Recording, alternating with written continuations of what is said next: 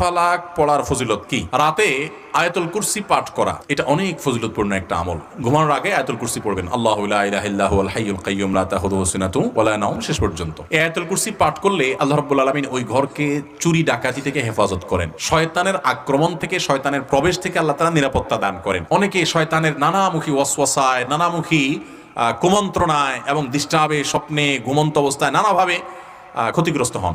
এগুলো থেকে বাঁচার জন্য রাতে আয়াতুল কুরসি পড়ে শোয়ার কোনো বিকল্প নাই। এটি বিশুদ্ধ হাদিস দ্বারা, বুখারী হাদিস দ্বারা প্রমাণিত যে শয়তানের পাকড়াও থেকে, আক্রমণ থেকে আল্লাহ তাআলা নিরাপদে রাখেন, হেফাজতে রাখেন, আল্লাহর নিরাপত্তা থাকা যায়। ঠিক একই ফজিলত রয়েছে তিন কুলেরও, সূরা ইখলাস, সূরা ফালাক, সূরা নাস, কুল হুয়াল্লাহ, কুল আউযু বিরাব্বিল ফালাক এবং কুল আউযু বিরাব্বিন নাস, তিনবার করে পাঠ করা।